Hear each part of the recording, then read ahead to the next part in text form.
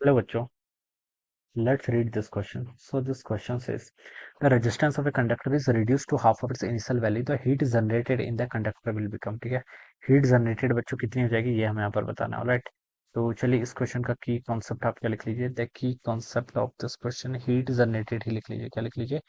Heat generated. Heat generated, this will be the key concept. Heat generated का देखिए बच्चों formula क्या होता है। ठीक है, देखिए जो पावर का फॉर्मूला क्या होता है, पावर आपका होता है वी इंटू आई के इक्वल। आई किसके इक्वल होता है? V by R. ठीक है, तो यहाँ से पावर हो जाएगा वी स्क्वायर बाई आर के इक्वल। ठीक है, ठीक है, ये हो जाएगा ना। तो पावर आपका इतना हो गया। ठीक है, अब बोल रखा resistance of a conductor reduce to half of its initial value. एक दूसरा फॉर्मूला भी देखिए होता है, वी इक्वल टू क्या होता है आपका आई इंटू आर। ठीक है, ये भी आपका पावर का फॉर्मूला है। ठीक है, अब हमें क्वेश्चन में देखिए, ये क्वेश्चन आपका ना बेसिकली इनकम्प्लीट है। क्वेश्चन में ऐसा अगर हमें गिवन होता, देखिए हम ये एजम्पशंस लेके सॉल्व करूंगा कि देखिए अगर यहाँ पर आपका वोल्टेज सोर्स कांस्टेंट है, अगर आपका वोल्टेज सोर्स कांस्टेंट है तो देखिए पावर किसके, यहाँ पर से इस रिलेशन से आप बता सकते हैं power is inversely proportional to resistance. कब? जब आपका वोल्टेज सेम रहेगा। वोल्टेज सेम रहेगा तो पावर किसके इनवर्सली प्रोपोर्शनल है? रेजिस्टेंस के।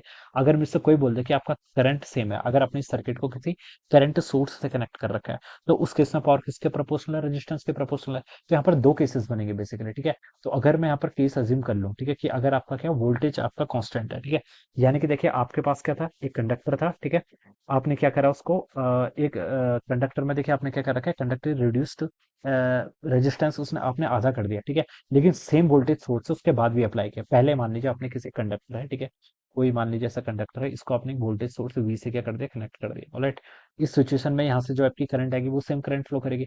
या फिर आपका रेजिस्टेंस कितना था? आर था। ठीक है, अब आपने नेक्स्ट क्या कर दिया, वोल्टेज सोर्स सेम रखा, वोल्टेज सोर्स सेम है। अब रेजिस्टेंस क्या कर दिया आपने? आधा कर दिया, जो यहाँ पर बोला गया व्हेन द रेजिस्टेंस आपका आर बाई टू हो गया। ठीक है, लेकिन वोल्टेज सोर्स सेम है, तो पहले भी आ रही थी, अभी भी आ रही है। ठीक है, तो इस सिचुएशन में आप क्या बता सकते हैं, यहाँ पर आपका वोल्टेज सेम है, तो हम ये वाला फॉर्मूला यूज करेंगे। अगर हमने करंट सोर्स से सोर्स ऐड किया होता और करंट क्या रहती है आपकी सेम रहती, तो उस केस में पावर कंजम्पशन क्या आती, अलग आती।